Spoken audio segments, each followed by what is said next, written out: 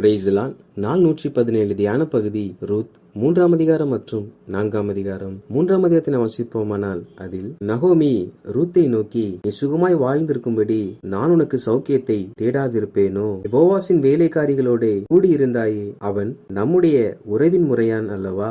இதோ அவன் இன்று ராத்திரி களத்திலே வார்கோதுமை தூற்றுவான், அந்த களத்திற்கு போ, அப்பொழுது நீ செய்ய வேண்டியது இன்னதென்று அவன் உனக்கு சொல்லுவான் என்பதாக சொன்னாள். நகோமி வயது முதிர்ந்தவள், ஆனால் ரூத்தோ வாழ வேண்டிய வயதில் உள்ள ஒரு பெண். எனவே நகோமி ரூத்தை பார்த்து, நீ நல்ல ஒரு வாழ்க்கைக்குள்ளே கடந்து செல்வதற்கு நான் உனக்கு வழியை தேடாதிருப்பேனோ என்பதாக சொல்லி, ரூத் கதிர் பொறுக்கின போவாசை குறித்து சொல்லி, அவனும் உறவு முறையான், நீ அவனை போய் களத்திலே போய் சந்தி என்பதாக சொல்லுகிறாள். எப்படி சந்திக்க வேண்டும் என்றால் அதற்கு குளித்து எண்ணெய் பூசி வஸ்திரங்களை உடுத்தி என்பதாக சொல்லப்பட்டிருக்கிறது. எப்படி ரூத் குளித்து எண்ணெய் பூசி வஸ்திரங்களை உடுத்தி இதனை ஆயத்தப்படுத்தி போவாசை சந்திக்க சென்றாலோ, அதே போல ஒரு நாளில் நம் ஆண்டவராக இயேசு கிறிஸ்துவை நாம் சந்திக்க இருக்கிறோம். நாம் அவரை சந்திக்க வேண்டும் என்றால் அதற்கு நாம் சுத்தமுள்ளவர்களாக, அபிஷேகத்தினால் நிரப்பப்பட்டவர்களாக, கரையில்லாத வஸ்திரம் தரித்தவர்களாக வாழ வேண்டும். காரணம், அப்படி வாழ்கிற வாழ்க்கை உள்ளவர்கள் தான் இயேசுவை அவருடைய வருகையின் நாளில் தரிசிக்க முடியும். மேலும் அங்கே போய் செய்ய வேண்டிய காரியங்களையும் நகோமி ரூத்துக்கு சொல்லுகிறார். அப்பொழுது ரூத் நகோமியின் வார்த்தையின்படியே செய்தாள். நடுராத்திரியில் போவாஸ் விழித்து பார்த்தபோது தன் பாதத்தண்டில் ஒரு ஸ்திரீ இருக்க கண்டு, நீ யார் என்பதாக கேட்டான். அதற்கு ரூத், நீர் உடைய அடியாளின் மேல் உடைய போர்வையை விரியும், நீ சுதந்திரவாளி என்பதாக சொன்னாள். அப்பொழுது போவாஸ், மகளே, நீ கர்த்தரால் ஆசீர்வதிக்கப்படுவாயாக, நீ தரித்திரரும் ஐஸ்வர்யவான்களுமான வாலிபரின் பிறகே போகாததினால் உன் முந்தின நற்குணத்தை பார்க்கிலும் உன் பிந்தின நற்குணம் உத்தமமாய் இருக்கிறது என்றார். இதிலும் தெளிவாய் விளங்கிக் கொள்ள வேண்டும் என்றால் நாம் இஸ்ரவேல் ஜனங்களுடைய முறைமைகளை நாம் அறிந்து கொள்ள வேண்டும். அதில் ஒருவன் பிள்ளை இல்லாமல் இறந்து போனால் அவளை அவனுக்கு சகோதரனாய் இருக்கிறவன் திருமணம் செய்து கொள்ள வேண்டும். ரூத்துடைய கணவன் இறந்து போனது நிமித்தமாக ரூத்துடைய கணவனாகிய மக்லோன் உடன் பிறந்தவன் ரூத்தை திருமணம் செய்ய வேண்டும். ஆனால் அவனும் மரித்து போனபடியினால் இதற்கு பிற்பாடு அவனுக்கு நெருங்கின உறவின் முறையில் யார் இருக்கிறார்களோ அவள் திருமணம் செய்து கொள்ள வேண்டும். எனவேதான் நகோமி ரூத்திடத்தில் போவாசை குறித்து அறிமுகம் செய்து போவாசிடத்தில் அனுப்பி வைக்கிறார். அப்பொழுதுதான் போவாஸ் சொல்லுகிறார், இவ்வாலிபர் பிறகே போகாததினால் உன் பிந்தின நற்குணமானது உத்தமமாய் இருக்கிறது என்பதாக சொல்லுகிறான். அதாவது ரூத் தனக்கென்று ஒரு ஏற்றுத்துணை வேண்டும் என்பதாக எங்கும் முயற்சிக்கவில்லை, அதை தேடி அவள் செல்லவில்லை. நகோமி சொன்ன வார்த்தையின்படிதான் ரூத் இங்கே இந்த காரியங்களை செய்தாள். நகோமி தான் ரூத்துக்கு ஏற்றுத்துணை வேண்டும் என்று முயற்சித்தாலே அல்லாமல் ரூத் தனக்கு ஒரு ஏற்றுத்துணை வேண்டும் என்பதாக அவள் முயற்சிக்கவில்லை. எனவேதான் போவாஸ், நீ ஏதோ ஒரு வாலிபர் பிறகே போகாமல் நீ செய்த செயலின் நிமித்தமாக உன் நற்குணம் வெளிப்பட்டது என்பதாக சொல்லுகிறான். அப்படினால் நற்குணம் என்னது என்னவென்றால் தன்னுடைய துணையை தேவன் பெற்றோர் தேர்வு செய்து கொடுப்பதை ஏற்றுக்கொள்ளுகிறவள் தான் நற்குணசாலி என்பது இதில் நம்மால் அறிந்து கொள்ள முடிகிறது. மேலும் போவாஸ், நான் சுதந்திரவாளி என்பது மெய்தான், ஆனாலும் எனிலும் கிட்டின சுதந்திரவாளி ஒருவன் இருக்கிறான், அவனுடைய விவாகம் பண்ண சம்மதியானால் அவன் விவாகம் பண்ணட்டும், அவன் விவாகம் பண்ண மனதில்லாதே போனானால் நான் உன்னை சுதந்திர முறையாய் விவாகம் பண்ணுவேன் என்பதாக அத்துடைய பேரில் ஆணையிட்டு கொடுத்தான். இதற்கு பிற்பாடு விடிய காலம் மட்டும் அவள் படுத்திருந்து ஒருவர் முகம் ஒருவர் தெரியாத அந்த சமயத்திலே எழுந்து நகோமியிடத்தில் போய் போவாஸ் தனக்கு அறிவித்த எல்லாவற்றையும் விவரித்து சொன்னாள். 4ஆம் அதிகாரத்தை வாசிப்போமானால் அதில் போவாஸ், என்னிலும் கிட்டிய சுதந்திரவாளி ஒருவன் இருக்கான் என்று சொன்ன அந்த நபரை அழைத்து பட்டணத்தில் உள்ள மூப்பர்களிலும் ஒரு 10 பேரை அழைத்து எல்லாரும் முன்பாகவும் அவனை நோக்கி, எலிமெலேக் என்னும் நம்முடைய சகோதரனுக்கு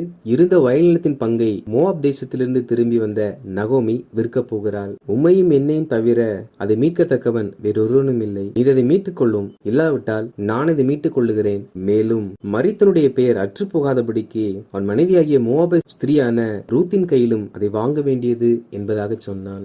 அதாவது போவாஸ் திருமணத்தை குறித்த காரியத்தை பற்றி தான் ரூத்திடத்தில் சொல்லியிருப்பார். ஆனால் இங்கே நகோமியுடைய கணவருக்கு நிலம் இருந்ததாகவும் அதை விற்க போறதாகவும் அதை கிட்டிய சுதந்திரவாளியாகிய அவனை மீட்டுக் கொள்ளும்படி சொல்லுகிறார். மேலும் மரித்தனுடைய பேர் அற்று போகாதபடிக்கு அதை ரூத்திடத்தில் வாங்க வேண்டும் என்பதாக சொல்லுகிறார். இதன் பொருள் அவள் விற்கிற அந்த நிலத்தையும் அதே போல ரூத்தையும் திருமணம் செய்ய வேண்டும் என்பதே அதன் அர்த்தமாகும். அவனோ, நான் அதை மீட்டுக் கொள்ள மாட்டேன், நீர் மீட்டுக் கொள்ளும் என்பதாக சொன்னான். இஸ்ரவேல் முறைமையின்படி ஒருவன் மீட்டுக் கொள்ளாவிட்டால் அவன் தன் பாதரட்சியை கலற்றி மற்றொருவனுக்கு கொடுப்பது அவள் செய்கிற ஒரு உறுதிப்பாடாய் இருந்தது.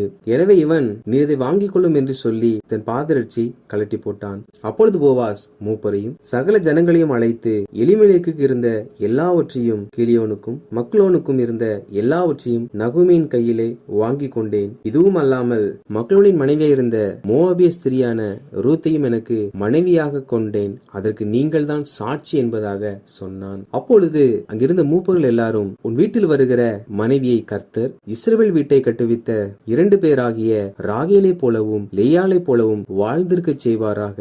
நீ எப்ராத்தாவிலே பாக்கியவானாய் இருந்து பெத்லெகேமிலே புகழ் பெற்றிருக்க கடவாய். பெண்ணிடத்தில் கர்த்தர் உனக்கு அருள் செய்ய போகிற சந்தானத்தினாலே உன் வீடு தாமார் யூதாவுக்கு பெற்ற பேரேசின் வீட்டை போல ஆக கடவுது என்றார்கள். அதாவது போவாஸ் மூப்பர்களை அழைத்து பேசும் பொழுது மூப்பர்கள் 3 விதமான வாழ்த்துதல்களை சொல்லுகிறார்கள். முதலாவது, உன் வீட்டில் வருகிற மனைவி என்று சொல்லி ரூத்தை குறித்து வாழ்த்துகிறார்கள். எப்படி என்றால், ராகேலை போலவும் லேயாளை போலவும் ரூத் வாழ்ந்திருக்கும்படி கர்த்தர் செய்வார் என்பதாக வாழ்த்துகிறார்கள். ஏன் அவளை குறித்து சொல்லப்பட்டது என்றால், இஸ்ரவேல் வீட்டை கட்ட கர்த்தர் அந்த இருவரையும் பயன்படுத்தினார். அதாவது இஸ்ரவேல் ஜனங்கள் உருவாக்கப்படுவதற்கு காரணம் ராகேல் லேயாள் என்னும் இந்த இருவர் தான். இவர்கள் மூலமாகவே அவர்களுக்கு குமாரர்கள் பிறந்தார்கள். எனவே அவர்களைப் போல ரூத் வாழ்ந்திருப்பாளாக என்பதாக வாழ்த்தினார்கள். இரண்டாவதாக, போவாசை குறித்து திருமணத்துக்கு பிற்பாடு அவன் பாக்கியவானாகவும் புகழ்பெற்றோர் மனிதனாகவும் இருக்க வேண்டும் என்பதாக வாழ்த்தினார்கள். மூன்றாவதாக, கர்த்தர் உனக்கு அருள் செய்ய போகிற சந்தானம் என்பதாக அவன் பிற்காலத்தில் பெறப்போகிற அவன் பின் சந்ததி குறித்தும் வாழ்த்துகிறார்கள். எப்படி என்றால், உன் வீடு தாமார் யூதாவுக்கு பெற்ற பேரேசின் வீட்டை போல ஆக கடவுது என்பதாக சொன்னார்கள். அதாவது யூதாவுக்கு 3 குமாரர்கள் பிறந்தார்கள். மூத்த குமாரன் தாமாரை திருமணம் செய்து அவன் துன்மார்க்கனா இருந்தபடினால் கர்த்தர் அடித்து மரித்து போனான். இரண்டாவது உள்ளவனும் தாமாருக்கு திருமணம் செய்து கொடுக்கப்பட்டது.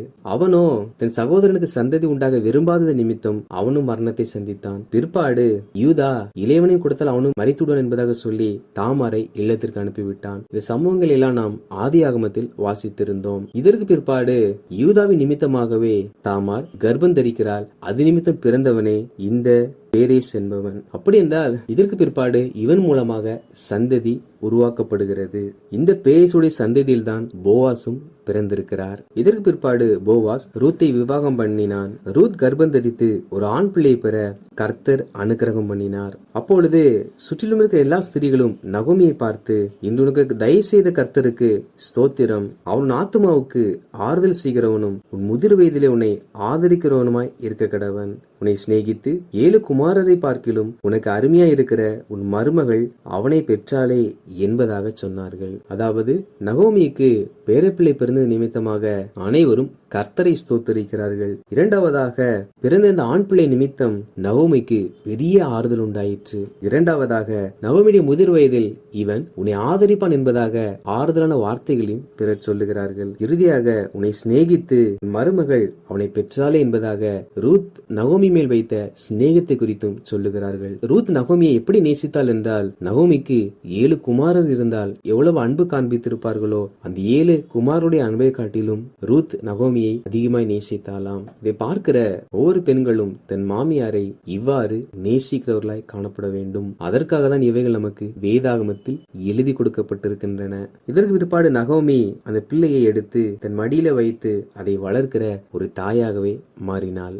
சுற்றி இருக்கிறவர்கள் அந்த பிள்ளைக்கு ஓபேத் என்பதாக பெயரிட்டார்கள். இந்த ஓபேத் யார் என்றால், தாவீதின் தகப்பனாகிய ஈசாயின் தகப்பன். வாழ்க்கை இல்லாத தனித்து வாழ்ந்த ரூத்திற்கு கர்த்தர் நல்லொரு வாழ்க்கையை ஏற்படுத்தி வாழ்ந்திருக்க செய்தார். மேலும் இதில் பேரேசுடைய வம்ச வரலாறு குறித்து நம்மால் பார்க்க முடியும். யூதா தாமார் மூலமாக பேரேசை பெற்றான். பேரேஸ் எஸ்ரோனை பெற்றான். எஸ்ரோன் ராமை பெற்றான். ராம் அம்மினதாபை பெற்றான். அம்மினதாப் நகசோனை பெற்றான். நகசோன் சல்மோனை பெற்றான். சல்மோன் போவாசை பெற்றான். போவாஸ் ஓபேதை பெற்றான். ஓபேத் ஈசாயை பெற்றான். ஈசாய் தாவீதை பெற்றான். ரூத்துடைய வாழ்க்கையும் அழிக்கப்பட்டு போவாதபடிக்கு தேவனை நம்பின அவளுடைய வாழ்க்கையில் கர்த்தர் அவளுக்கு போவாசை கொடுத்து அழிக்கப்பட்ட ஒரு வாழ்க்கை கர்த்தர் மீட்டு கொடுத்தார். ஒருவேளை இதை கேட்கிற நீங்களும் வாழ்க்கை இழந்த ஒரு சூழ்நிலையில் காணப்படலாம். வாழ்க்கை இல்லை என்று கூட நினைக்கலாம். ஆண்டவரை கர்த்தர் எதிர்பாராத இல்லை என்று முடிவு செய்யப்பட்ட அப்படிப்பட்ட நம்மளுடைய வாழ்க்கையிலும் ஒரு புதிய ஆரம்பத்தை தர அவர் வல்லமையுள்ள தேவனாயிருக்கிறார். வாசித்த இந்த அதிகாரம் கட்டளையின்படி